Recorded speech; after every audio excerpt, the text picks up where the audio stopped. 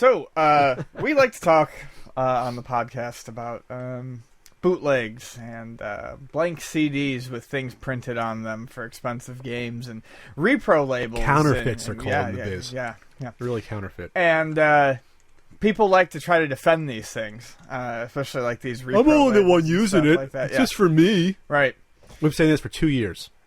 Well, Luna has had its fair share of, Game Boy Advance and Pokemon bootlegs come into the store. And, they're pretty easy to spot. We usually keep a couple on hand to teach the new employees how to, figure out what's real and what's not. You have a training guide? The training guide is me handing them 2 games and telling them to pick the real one. But we haven't seen, at least not in many, many years, anyone try to pass off an expensive game of worth, or a game of worth. And we were having, every year we have 2 sales. We have 2 buy 2 get 1 free sales. Usually one in the spring and one in October, which is a slow month right before the holiday season. And I was at the La Mesa location, which is the busiest. And the day that this occurred was the busiest money-making day we've ever had in 13 years. So when we opened, when I say we were packed, we were packed. Fresh panties all around. And guy walks in. I'd seen him before. I've had trouble with him before. He was always kind of a prick. Walks in and drops a large box of Nintendo 64 games on the counter, and then a smaller box with a few Nintendo games and a few Super Nintendo games in there. And immediately says, doesn't ask, but says, "You're going to tell me what each one of these is worth." And I look around, and like the N64 stuff is all sports games, like literally all sports games, and a couple imports that we wouldn't take in because they have domestic releases. Jeremy McGrath Motocross. Yeah, I'm sure that was in there. A lot of Maddens. And I looked at him, and I wasn't trying to be a dick, but I did this. I looked around at all the frickin' people in the store, and he goes, "Well, then you can put them in piles, and just piles of like $1, $2, $3. And I'm like, a lot of these sports games aren't going to get you anything. I said, tell you what, I'm going to give you a credit amount, like a cash amount, a credit amount, and if you need to know what something is worth, you can point to it, and I can give you a rough idea of what I'm, tallying this up. Because we're not talking 10 games here, people. We're talking probably about 150, okay? It's unreasonable to expect me to sit there and itemize a bunch of fucking sports games. So, he's with his buddy, he walks away, I can tell he's saying some snide bullshit. And he's over in the game. He's over looking at the GameCube stuff. And so I spend probably 6-7 minutes, maybe 10 when I should be helping customers. About 10 minutes going through the N64 stuff, talking to customers, separating out a bunch that we're not going to sell, or we're not going to take. And then I get to the second box, and there's a Little Samson and a Flintstones Dinosaur Peak in there. And the fucking labels looked like they were printed on a Fisher-Price My First 10 DPI printer. Dot matrix? Yeah, fucking daisy wheel. But yeah. I mean, they were bad. And I looked at them, and we're talking bad from like 5 feet away bad. Like we're talking... Not like you have to analyze and look for like minor color differences. We're talking pretty fucking bad. I can analyze the color differences, but there was no need in this instance. So, and they didn't say repro label on them. Anywhere. They didn't say reproduction in the bottom left. No. So, at this point, my blood immediately boils. It boils because this guy should know better. Well, yes.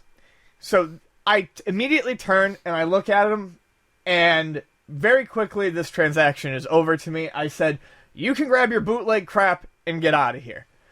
And he flips, and he's like, "What do you mean?" And I'm like, your Little Samson and your Dinosaur Peak that you just kind of casually tossed in with your Mega Mans for the Super Nintendo in here."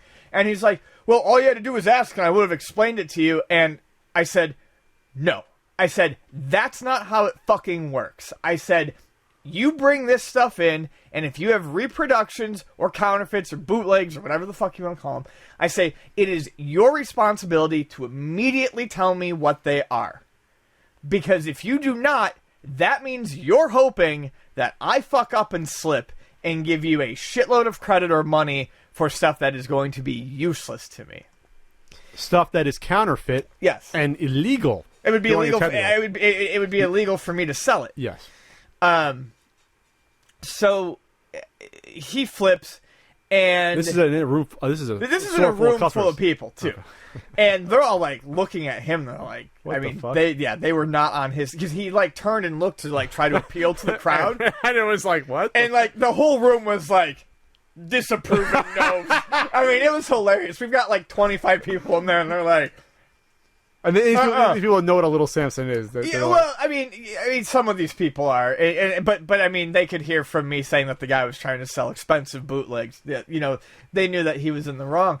So he immediately starts panicking and saying things like, "Oh, all you gotta do is ask," and he starts flipping out, and he's like, "You're gonna pass up all this good stuff? This is a 100." And he starts pulling out his Mega Man. He's like, "This is a $125 game, and this is $300, and you've got like $500 worth of games here that now you're not gonna have to sell." And I looked at him, and I said, "I don't care." I said, "At this point, in my mind, every single one of these games that you have is as good as worthless." Because I said the bond of trust here has been completely broken. I do not want anything of yours, which is fair. So, I walk in the back to go to the bathroom, and I come out, and he's still standing there. And I said, "No, really, you can go." And he's like, "No, really, like you're not going to take any of my stuff?" I said, "No, like I said 5 minutes ago, you can leave. I do not want any of your stuff." And so he leaves. He mentions in I don't want to drag him into this any more than he has been, but a very good mutual friend of ours, and you know him too, who is a reseller in the area that we're very friendly with and that we work with. Sure. He brought up his name, so and I'll get to that in a second. So, guy leaves. And I think he wants... and he says he's going to call the cops on us because he was in once and he smelled marijuana. And, really? Yeah. And I looked at him, and this isn't going to mean anything to anyone who doesn't live in San Diego, but I looked at him and I said, we're on fucking El Cajon Boulevard. It smells like marijuana all the time. And if he calls the cops, you can be like, you're trying to pass off counterfeit merchandise that's nearing $1,000. Well, I did. I mentioned you're that. You're getting into at least... that's close to, misdemeanor territory for... That's not like a slap on the wrist if you try to pawn off stuff that's counterfeit and worth $1,000. And I don't smoke at work because I don't mix business and pleasure, but I have my fucking medical card anyways, so legally... The point is that the cop would come down, look at the guy, then look at... You tell him, hey, this guy's trying to scam me for $1,000. Yeah. If he's going to take anyone in, it's going to be him. Yeah, exactly. The guy's a fucking idiot. So, about 3 hours later, and this is... I mean, it had to have been them trying to catch me on something because they were just fucking butthurt as all hell. I get a call, and the guy goes, "Hey, do you guys sell reproduction labels for Nintendo cartridges?" I think trying to catch me in some sort of like double standard. Oh yeah, we have them in the back. And I said, no. Well, why not? Because people want genuine articles. Okay, hangs up the phone. So, guy sends us an email once again, talking about how we missed out on the opportunity of a lifetime. Like, I'm never going to fucking see a Mega Man X3 again. I mean, yeah, they're rare, but I see them like 3-4 times a year. And said that our mutual friend who resells, could vouch for him and that, he had been there and he had told him that they were. And he said that our mutual friend who has a complete NES collection thought that he had a repro NWC cart at that point too. He said that he thought it was the real deal, and he had to point out to our mutual friend that it was actually a repro. I'm like, bullshit. So I call him, and he's like, no. Oh, and then the guy says, get this. This is the best part. I will not be bringing my business back here. There was about $500 worth of games in there you could have sold. I had $300 in my pocket. You would have made some money from me that day. I have over 50 consoles, over 30 handhelds, and I've been collecting for 6 months. Okay. So he's also one of those bandwagoner collectors that we talk about. Like, these are the people who are ruining the hobby. They're not helping. No. And so when I spoke to our friend... 50 consoles in 6 months. Yeah. Jesus. Whatever. So I speak to our mutual friend, and he's like, no, he's like, he came over, he's like, about 3-4 months ago. He said he had just started collecting, and he showed me them, and immediately I told him they were fake, and he was in disbelief, and I pulled out my legitimate copies of both those games and put them side by side and showed him that they weren't real. So basically, this fucking moron thought that he, in his first 2 months of collecting, stumbled upon 3 holy grails of NES game Little collecting. Samson, Dinosaur Peak, and an NWC card. Oh, the NWC, was it the retro USB one, or was it just a... That I don't know, because it was not in the box that he had brought to So he Luna. paid a decent amount for all 3, got screwed over because he thinks he's the man. Yeah. He wants to get his money back on someone. Yeah, that's probably what happened. No, that's exactly what happened, and he did it on a sale day because he knew I would be busy and would hope that I wouldn't see them. So he's an asshole. You call the man on it. He's a dick. Yeah, and the easiest way to know that they have devious intentions is when they get overly defensive. Sure. If the guy was like, "Shit, really?" Yeah, surprised, it would have generally been surprised. Yeah, disappointed. It might have been, or like, yeah, I mean, because at that point, if it was legit, he would have been fucking crestfallen, and he wasn't.